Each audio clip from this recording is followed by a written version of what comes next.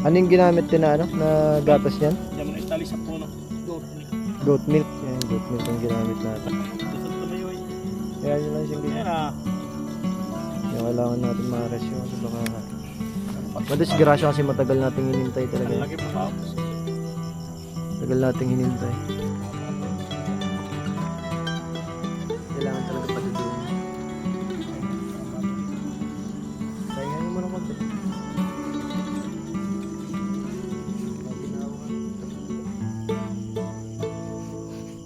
Bayat pa siya. Bayat ng nilabas. Bayat siya kasi nung inilabas. Pero kung ito nagtuloy-tuloy man so lobo na sana rin to. Hindi pa ito.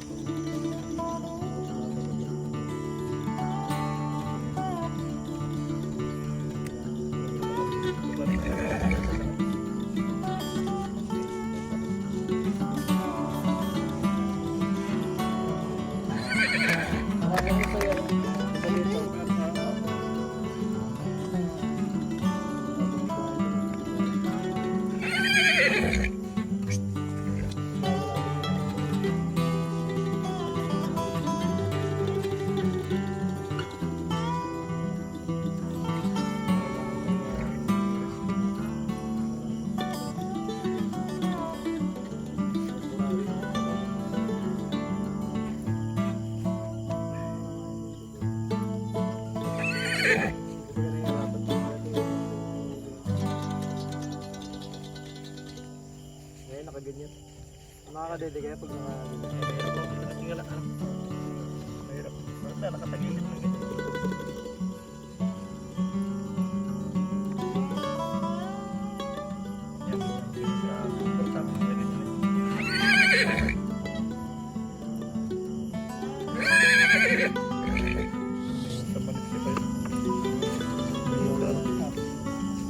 Maray na rin maganda ako. Ayun. Pero kung itayo mo ito malalakad to, nakakatayo pa to. Pero nung iniwanan ko to, dito na kanina to. Hanggang ngayon pa rin, nakahiga pa rin dito. Nangina nga siya. Kung hindi nakakadede mo. Tignan mo yung ilong yun, tuyo. Tuyo yung ilong. Kaya pala nga Medyo basa yun. Talagang dangas na hayop na pagpampo yung ilong. Wala sa kondisyon. Wala sa kondisyon.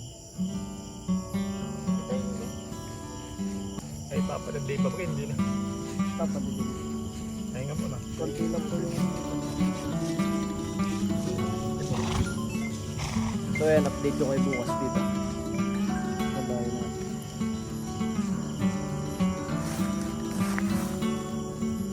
Ayan sila. Sila yung mga ano, nurse. Agriculturist. Ito naman inay, no? Nagwawala na.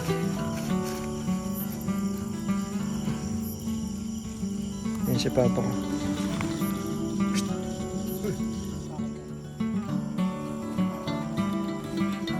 So ayan, i-update ko kayo bukas. Balikan natin. Kailangan makasunod. Tagalinin ba eh? 10 months, ano? 10 months and a half.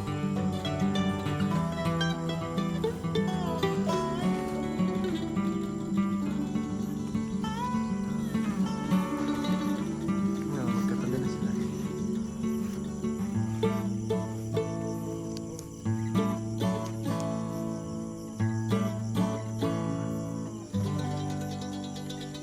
Tignan niya yung nanay niya. Balikan na lang natin bukas, i-update ko kayo bukas.